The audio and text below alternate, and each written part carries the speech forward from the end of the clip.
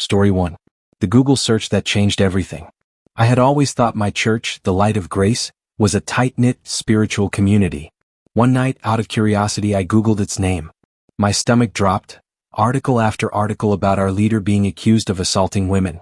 I showed my friends in the group, but they dismissed it, saying the leader warned us about false media attacks. That night I thought harder. Services at 4 a.m. on weekdays? 7-hour Sunday sermons? Maybe this wasn't normal after all. Have you ever Googled something and been completely shocked by what you found? Story 2. The church above the store. In the late 90s, while stationed in Okinawa, I joined what seemed like a normal Christian church. They met in a small room above a store, nothing unusual. Then they got a new pastor. Suddenly, enlisted members were encouraged to move into a shared house and hand over their housing allowance. The pastor even wanted to see our pay stubs to ensure we were giving enough. When they started taking attendance every single day, shaming those who missed even one, I knew something was wrong. They even sent people to my barracks to bring me back. Have you ever been pressured into something that felt off? How did you handle it? Story 3. The marriage swap nightmare. At first, the community seemed loving. Then the leader declared that marriages had to be rearranged for spiritual growth. Wives were given to other men and husbands were reassigned new partners. It wasn't a choice. People were miserable, but they were told to submit to the Holy Spirit. I was just a teenager, but my family saw the writing on the wall. We left before I could be assigned to someone.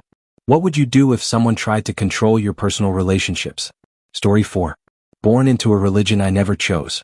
Growing up in Scientology, questioning anything was dangerous. I kept my doubts to myself. But my wake-up moment came when someone asked why I was taking the next course. I answered, because it's expected of me. That response haunted me. I realized I wasn't choosing this life. I was trapped in it. Leaving meant cutting ties with everything I knew. My father and sister are still deeply involved, so I had to leave carefully. Even now, 15 years later, I still get mail and phone calls. Have you ever had to walk away from something to find your true self? Story 5. The billion-year contract. In Scientology, the highest level of commitment is the Sea Org, where you sign a 1 billion-year contract. You live in tiny dorms, work 80+ hours a week and make about $50, if you get paid at all. The pressure to join was intense, but when they told me to drop out of high school to work full-time, I hesitated. That hesitation saved me. I left, but not without a fight. They made me pay back thousands for free services before I was considered in good standing. What's the most extreme rule you've ever heard of in an organization? Story 6. When faith became fear.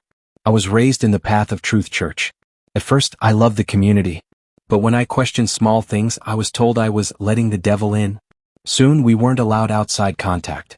Then, the leader said God wanted us to sell our homes and move to a secluded compound. My breaking point? When they said the world was ending in 3 months. I left. Spoiler, the world didn't end. Have you ever been told something outrageous and later realized it was a lie? Story 7. The mission that was really just free labor. A friend invited me to a mission trip where we'd help build homes. It sounded great until I got there. Instead of helping, we were forced to attend daily 6-hour sermons, give up our phones, and work 12-hour shifts at the leader's personal business. When I asked when we'd actually help people, they said, "Your service is to God, not the world." I faked an emergency and got out. Have you ever joined something that wasn't what it seemed? Story 8. The time my church tried to kidnap me. At 19, I left my church quietly. I just stopped going. Soon, I noticed members hanging around my workplace. Then 2 people showed up at my house insisting I come back. When I refused, they tried to physically pull me into their car.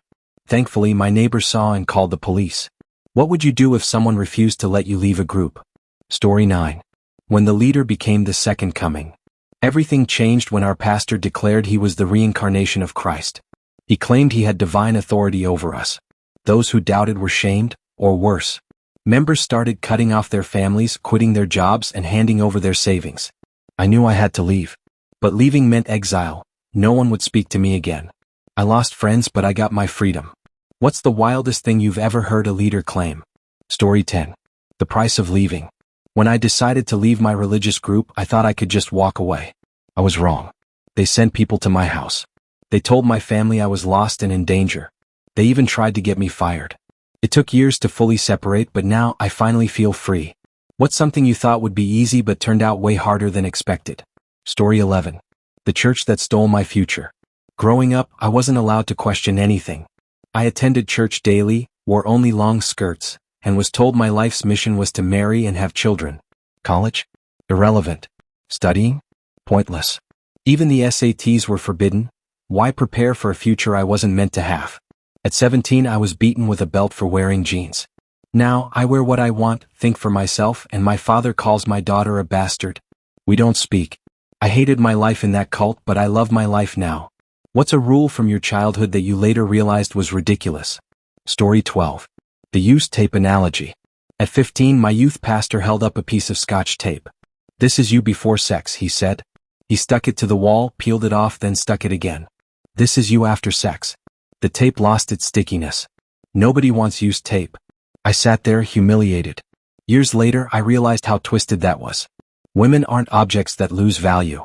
I'm happily married now, with a past, with experiences, and with no shame. What's the worst lesson you were ever taught growing up? Story 13. My body, their problem. I was responsible for men's impure thoughts. If a boy stared at my legs, it was my fault. If a man touched me, I must have tempted him. I grew up believing my body was a weapon and I had to keep it hidden. Now, I wear shorts and tank tops. If a man can't control himself, that's on him.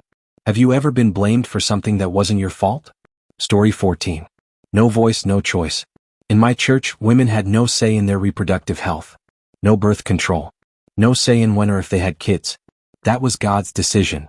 Except it wasn't God making those choices, it was men. Now I make my own choices. My body, my life, my rules. Have you ever realized a belief you grew up with was completely wrong? Story 15. The cult that nearly broke me. I was 18, new to South Korea, and lonely. A friendly church group took me in, helped me learn the language, and even bought me meals. It felt like home. Until they started telling me I needed to weaken my body to strengthen my soul. They pressured me to stop working out and to get sick, on purpose. That's when I knew something was deeply wrong. I got out before they could break me. Have you ever looked back and realized you narrowly escaped something dangerous? Story 16. The church that targeted men. The church I visited in Korea was different. It was full of men. The leader, a beautiful female pastor, took in young men who needed a place to stay. They worshipped her. At first, I thought it was a coincidence. Then I realized, this church was designed only to recruit men. I never joined, and I'm glad. Have you ever noticed something suspicious but ignored it at first? Story 17. Strength was a sin. I loved bodybuilding. It made me feel strong, confident, and independent. But in my church, that was a problem. They told me physical strength was dangerous. I needed to be weak, frail, because strength led to pride and pride led to sin. They wanted me to break myself. Instead, I walked away. What's something you refuse to give up, no matter the pressure? Story 18. The cult that made me starve. At my church, fasting wasn't a choice, it was a demand. The weaker you were, the closer you were to God. One week, they pushed me to eat almost nothing. I passed out in the middle of a service. When I woke up, they told me it was a spiritual awakening. No, it was malnutrition. What's the most extreme thing you've ever been told to do? Story 19. The lie that kept me trapped. If you leave, you'll be miserable. The outside world is full of sin and you'll never be happy. That's what they told me. I was terrified to leave. But I did. And guess what? I've never been happier. Have you ever believed something only to later realize it was completely false? Story 20. The day I stopped feeling guilty. For years I felt shame for breaking the rules. Wearing jeans. Studying for a test. Lifting weights. Living my own life. But now, no shame. No guilt. No fear. Just freedom. What's something you used to feel guilty about that you don't anymore? Story 21. The church creeped out my friend too. A friend and I got invited to a church event. At first it seemed fine, kind people, good conversations, but soon something felt off. The pressure, the way they latched onto people who seemed lost. My friend and I both left, unsettled but grateful. We're still close to this day. Have you ever had a gut feeling something wasn't right? Story 22. Raised LDS, fact versus fiction. As a kid, I struggled to separate reality from belief. Adults around me claimed God spoke to them even about trivial things, like where they misplaced their keys. I grew up thinking divine intervention was a daily occurrence. Then there were the baptisms for the dead, the doomsday food storage, and the idea that a child predator was a martyr. Looking back, it was a bizarre mix of comfort, fear, and faith. At least I left with solid casserole recipes. What's something you believed as a kid that turned out to be totally wrong?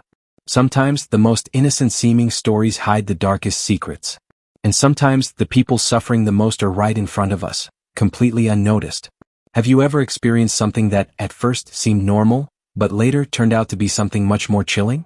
Tell me in the comments below. Let's talk about it. And if you want more stories like this, don't forget to like and subscribe, because trust me, this rabbit hole only goes deeper.